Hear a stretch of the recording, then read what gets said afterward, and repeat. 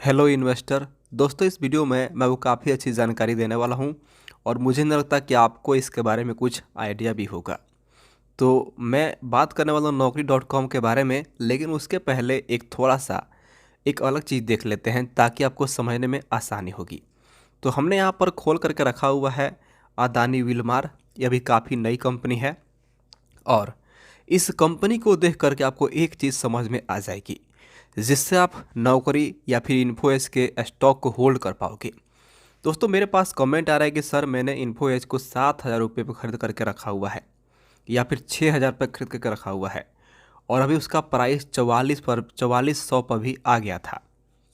तो लॉजिक क्या है इसका, मैं आपको बताने वाला हूँ। तो सबसे पहले मैं आपको इस कंपनी के फंडामेंटल्स के बारे में कुछ जानकारियाँ देता हूँ जिससे आपको कुछ ऐसी बातें पता चलेंगी जिन्हें आप शायद नहीं जानते होंगे। तो काफ़ी नई कंपनी है और मैं आपको इसके फाइनेंशियल स्टेटमेंट्स को दिखाता हूँ। तो मैंने यहाँ पर खोल लिया है, ये देखिए 2019 का आपको यहाँ पर दिखाई दे रहा होगा और 2020 का और 2021 का, ठीक है। लेकिन इसके तो रेवेन्यू तो आप देख रहे हैं बढ़ता ही जा रहा है। 28 था, 29 हुआ, 37 हुआ, ठीक। लेकिन एक चीज़ गौर करने वाली है, वह है दोस्तों इसका मार्जिन। ये देखिए, कंपनी अगर 100 रुपये कमा रही है, ठीक है, तो उसको कितना फ़ायदा हो रहा है? सिर्फ 1 करोड़, सिर्फ 1.5% आसपास, ठीक है, 1.5% के आसपास।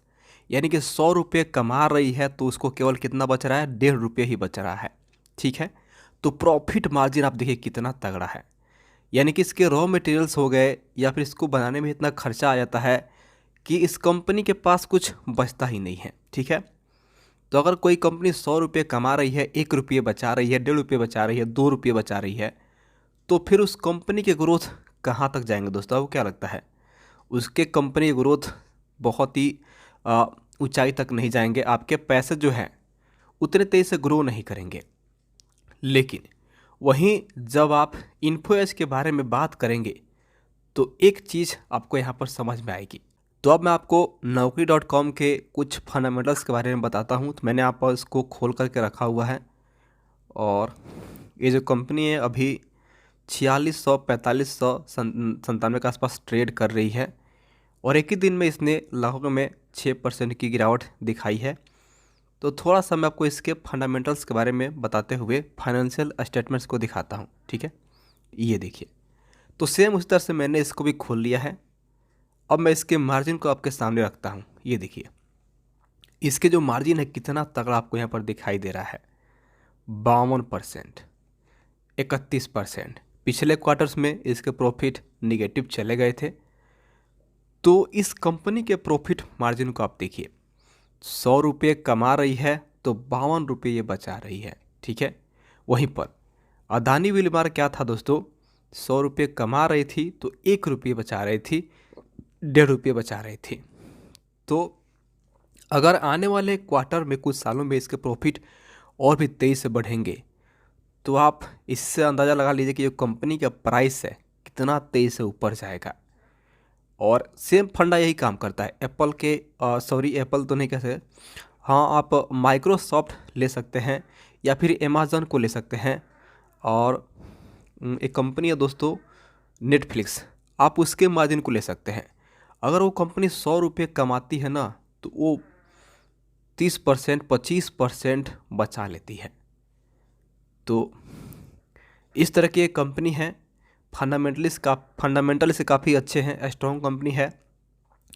और अभी कुछ लोग पैनिक कर रहे हैं, लेकिन एक बात आपको यहाँ पर एक चीज़ और देखनी चाहिए कि 2014 में इस कंपनी के जो प्राइस हुआ करते थे लगभग में 800 रुपये, सेम वही प्राइस लगातार 3 सालों तक कंसोलिडेट करते रहे।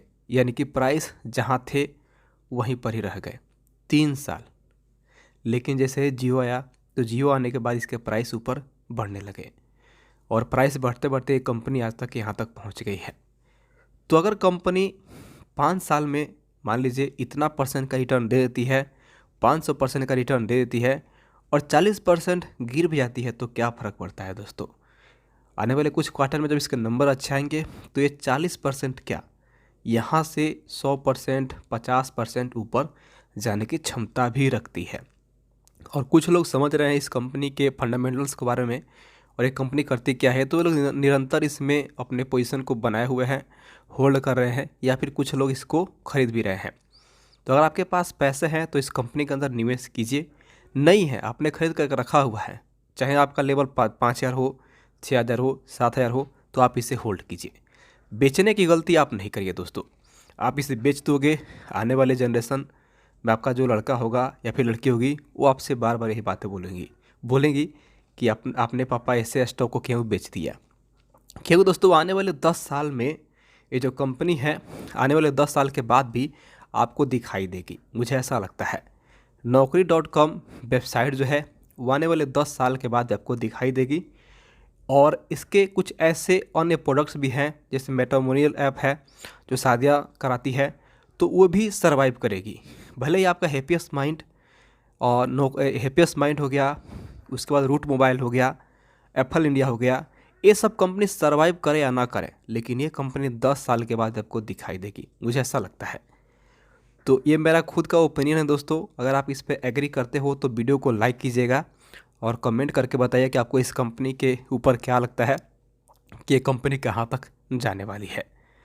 तो फिलहाल दोस्तों इस वीडियो को यहीं पे ख़त्म करते हैं। अगर आपको ये जानकारी अच्छी लगी हो तो इस वीडियो को लाइक कीजिएगा। चैनल पर पहली बार आए हो तो चैनल को सब्सक्राइब जरूर कर लेना दोस्तों। नमस्कार।